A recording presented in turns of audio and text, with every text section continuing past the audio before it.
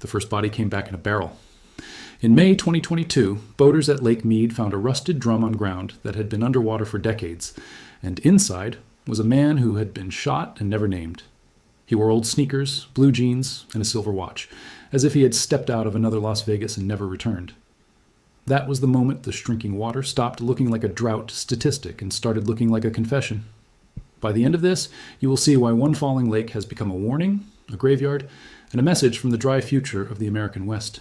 To understand why that barrel hit people so hard, you have to picture Lake Mead the way it was meant to be seen, not as a cracked shoreline with stranded boats and chalk-white cliffs, but as a giant inland sea in the Mojave Desert.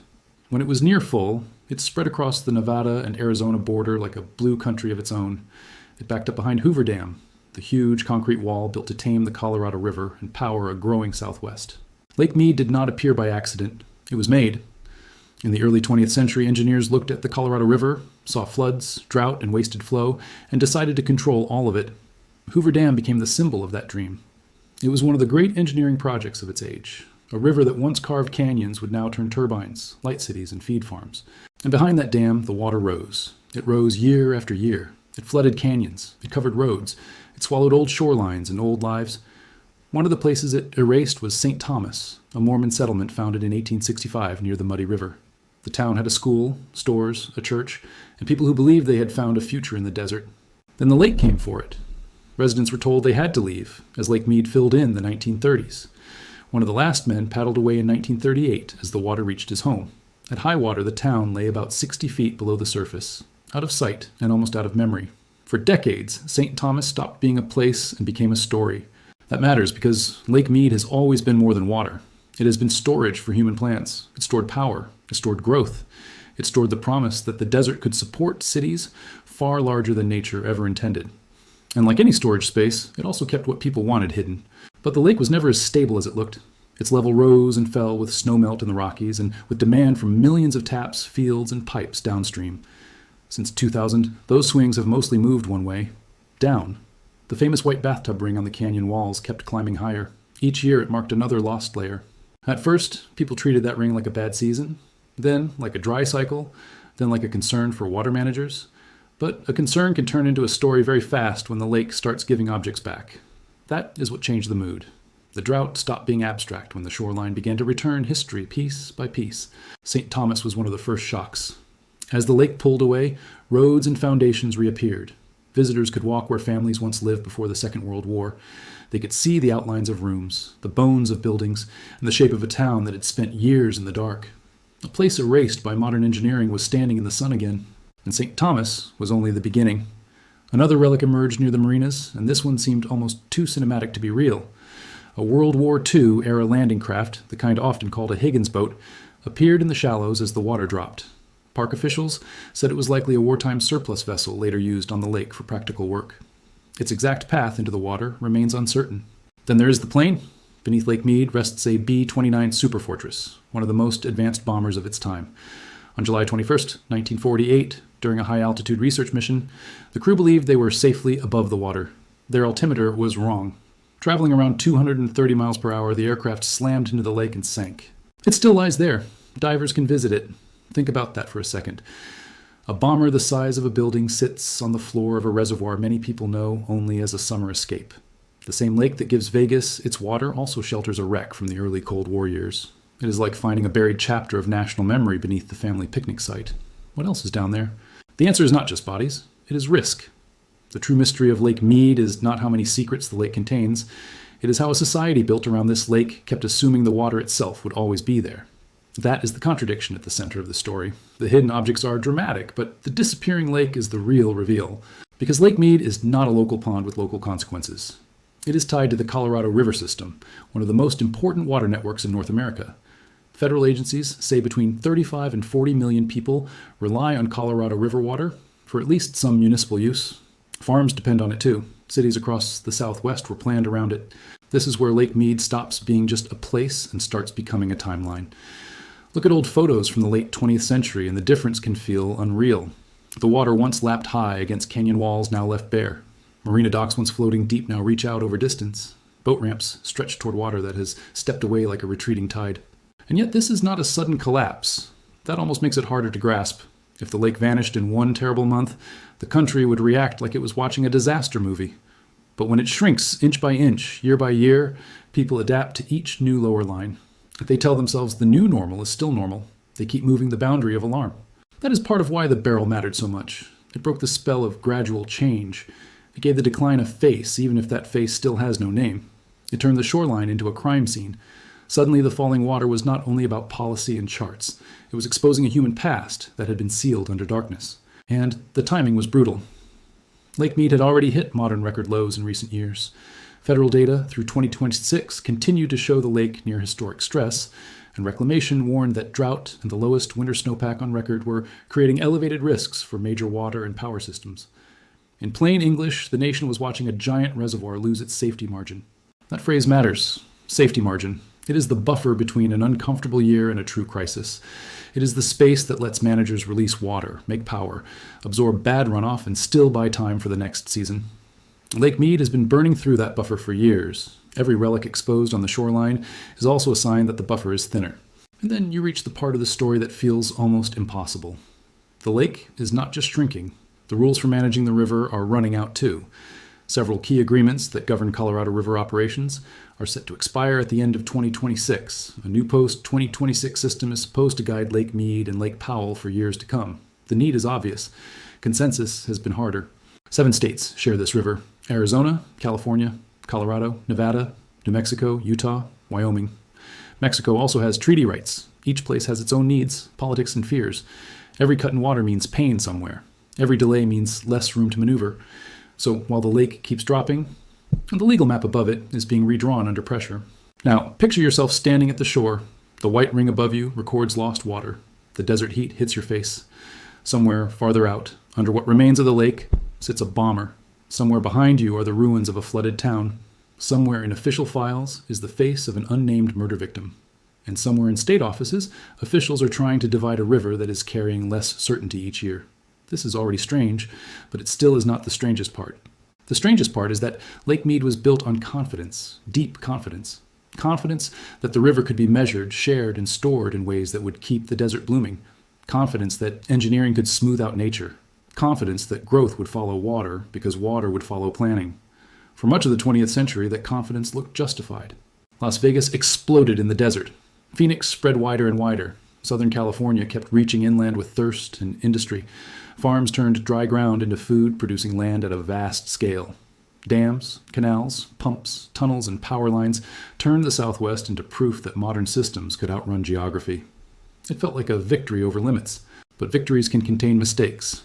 The Colorado River Compact of 1922 divided water during a wetter period than the long-term average would later suggest. In other words, the river was treated as more generous than it often is. That does not mean the people involved were foolish. It means they were planning with imperfect knowledge and a climate that would not stay still. Now we live inside the consequences.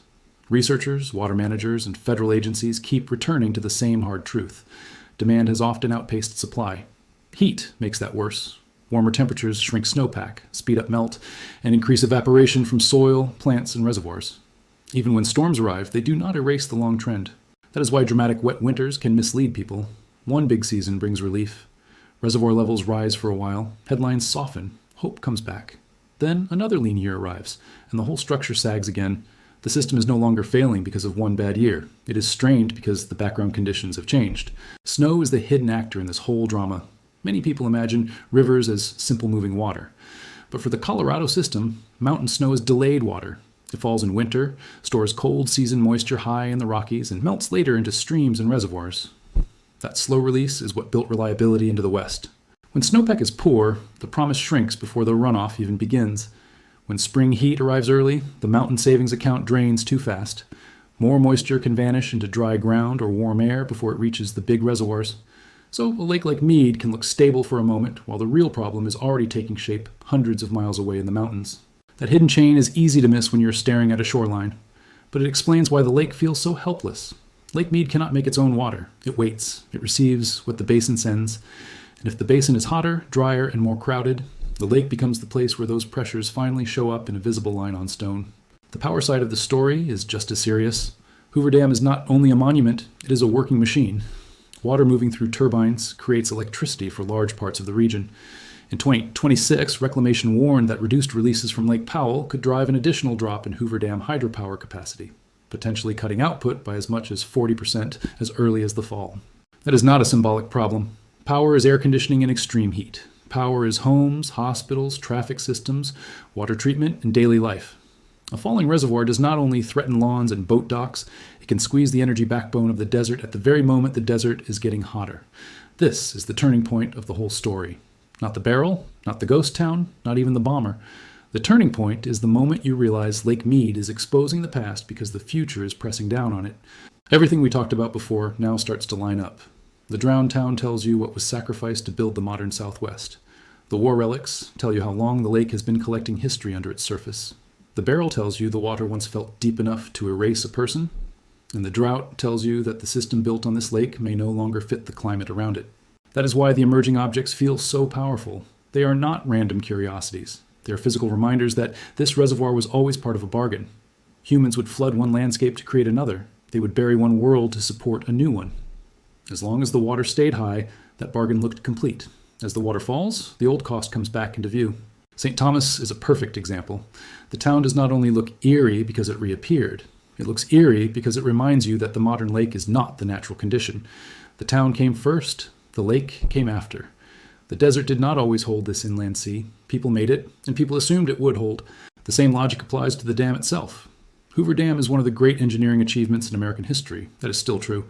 But engineering greatness does not mean invincibility. It means solving the problem you understood at the time. The challenge now is that the region is facing a version of the water problem that the original builders could not fully see. They could not see a Southwest with today's population. They could not see modern levels of warming. They could not see 21st century demand patterns layered across old agreements. They could not see the full speed of evaporation in a hotter world. Their project was huge. The forces reshaping it may be larger. And this is where the story becomes personal, even if you live far from Nevada. The Colorado River is not some remote thread of water serving only one city. It supports homes, farms, tribes, recreation, ecosystems, and international commitments. What happens at Lake Mead echoes through policy, food, power, migration, and price. The shrinking shoreline is connected to a wider map of consequence. You can feel that by looking at one simple question. How many assumptions in modern life depend on a background system nobody thinks about until it starts to fail? Water is one of the biggest. Most of us do not wake up wondering where a city's supply comes from. We trust pipes, pumps, and reservoirs. We trust that the invisible network beneath daily life will keep doing its job. Lake Mead shows what happens when the invisible network becomes visible. Suddenly, everyone can see the dependency. White cliffs, exposed ramps, half-grounded marinas, federal warnings, emergency planning, old remains in new light. It is infrastructure losing its disguise and revealing the natural limit underneath. That is why the story has spread so widely. It gives people a picture of climate stress they can actually see, not a chart in a report, not a model on a screen, a literal line on canyon walls, a town walking back out of the water, a landing craft that once lay deep, now sitting in daylight, a barrel with a dead man inside. And still, even with all that imagery, it is easy to miss the most important point. Lake Mead is not empty because one villain arrived and drained it. There is no single switch to blame. This is what makes the problem so hard. It is many things at once: long drought, regional heat, over-allocated water, population growth, agriculture, energy demand, a century of agreements meeting a harder century. That mix can make the crisis feel too big to hold in your head. So let's slow it down. Think of the Colorado River system as a paycheck. For many years, the region spent close to the limit. Then the paycheck started shrinking, but the bills kept growing. Instead of one missed payment, you got a long stretch of living off savings. Lake Mead is one of the biggest savings accounts. The account has been dropping for a long time. Once you see it that way, the exposed artifacts take on another meaning. They are not just secrets coming back. They are mile markers on the edge of the account. Each new reveal tells you the level has crossed another threshold. Another piece of drowned history has moved from impossible to visible. Another memory has left the vault. Now return to the body in the barrel. Why does that image stay with people? Because it turns the lake into a witness. Water covered the crime. Water kept the silence. Water withdrew, and the silence broke. In detective stories, somebody talks. At Lake Mead, the witness is geology and time. The interview takes decades, but eventually the shoreline answers. That idea also feeds the old rumors around Las Vegas. For years, people have repeated stories about the mob using deep desert water as a hiding place. Some of those stories are likely bigger in memory than in proof. Still, the city's history makes the rumors stick. Old Vegas dealt in glamour on the surface and harder realities underneath.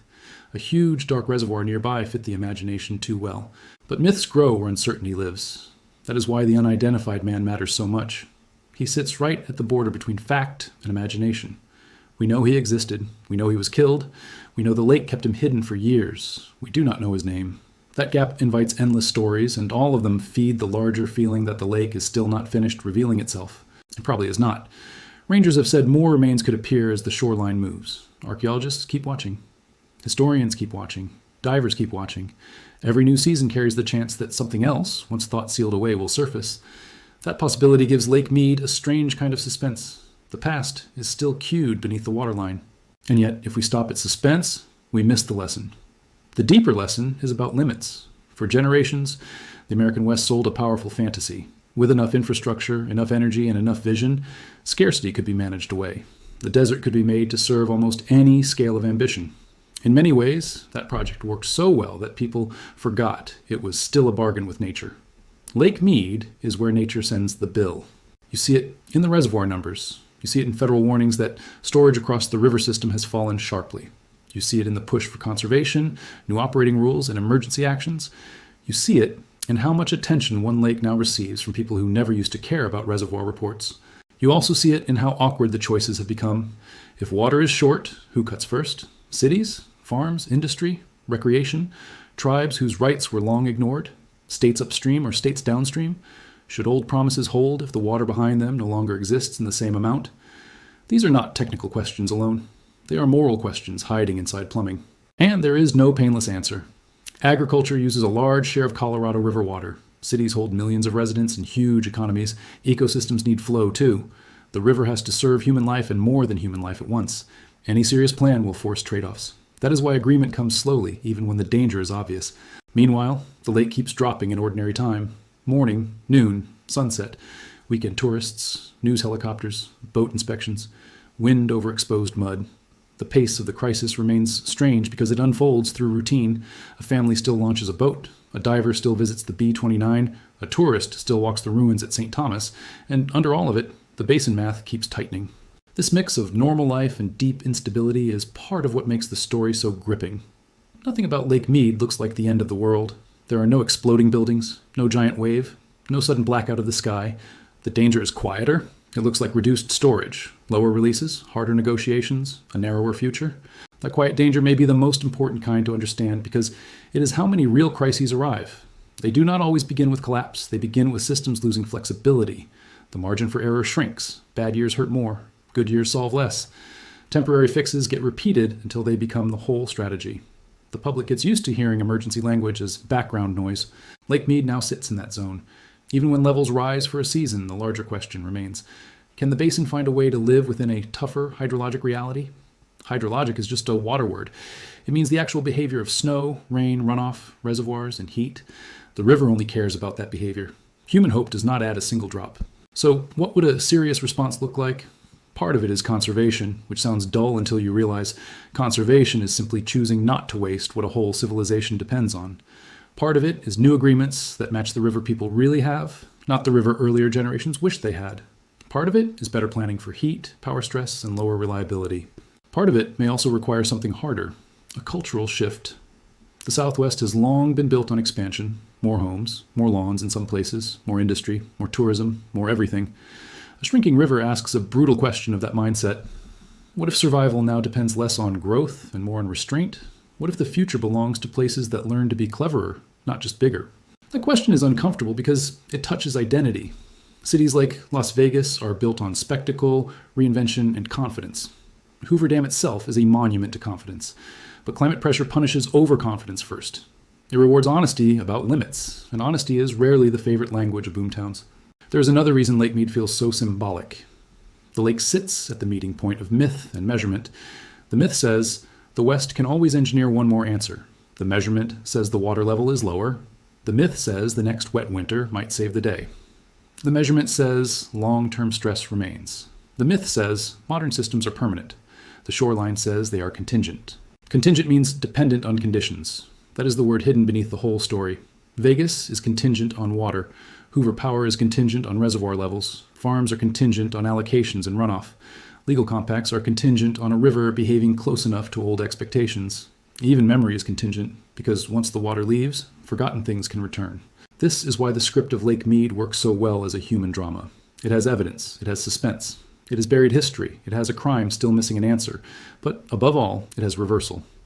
The very reservoir built to secure the future is now exposing how insecure that future can be. The thing designed to hide risk is now displaying risk in bright desert light. If you stand there long enough, the place starts to feel less like a lake and more like a time machine. Look one way, and you see the 19th century return at St. Thomas. Look another, and you see the machinery of 20th century war. Look at the barrel, and you see late 20th century violence resurfacing. Look at the white ring, and you see the 21st century pressing harder every year. All of those layers are present at once. Few landscapes tell time so clearly. Fewer still do it while supplying water and power to millions. That is what makes Lake Mead unforgettable. It is not just scenic, it is explanatory. It shows, in one place, what happens when human ambition collides with long memory and harsher climate. And still there are things we do not know. We do not know when the barrel victim will get his name back, if he ever does. We do not know every object still buried in silt. We do not know exactly how future negotiations will settle.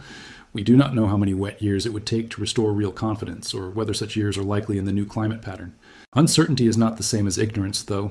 We know enough to understand the direction of the warning.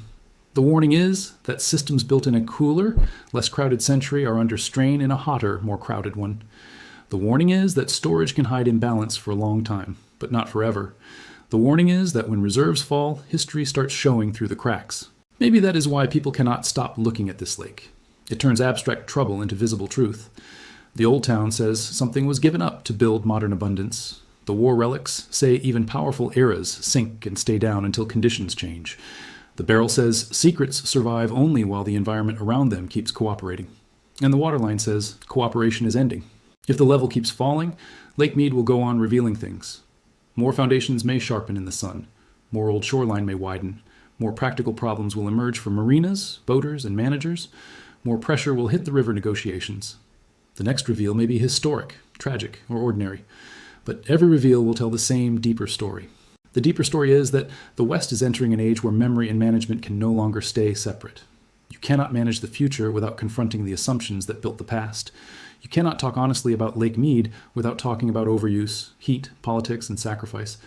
And you cannot stare at the barrel without feeling how quickly a hidden past can become a public problem. So where does that leave us? Not at the end of a mystery, at the beginning of a harder one. The man in the barrel may one day be identified. The Higgins boat may yield more of its history. The B-29 will keep resting in cold water. St. Thomas will keep reminding visitors that the lake was never the original landscape. Those are compelling questions, and they deserve attention. But the biggest question is the one still unfolding. Can the American West build a second version of itself, one that matches the river it truly has, instead of the river it once imagined? That answer will not be found in one dramatic discovery.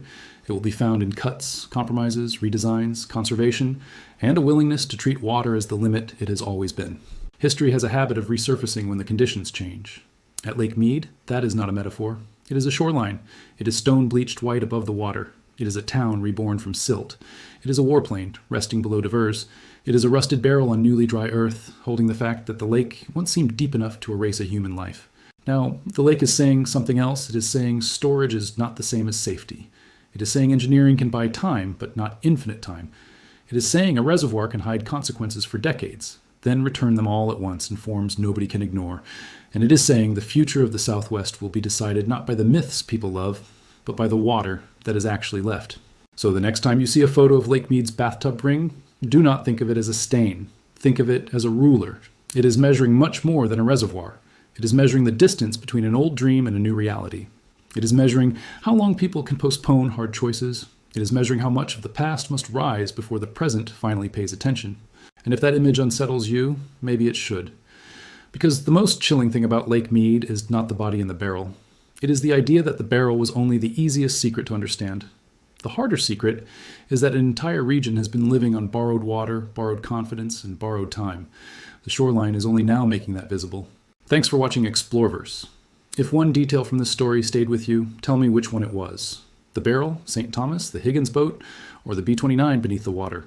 And if you want more true stories where science, geography, and mystery meet in real places, subscribe to Explorverse and turn on notifications. There's a lot more out there, and some of the strangest things on Earth are still hiding in plain sight.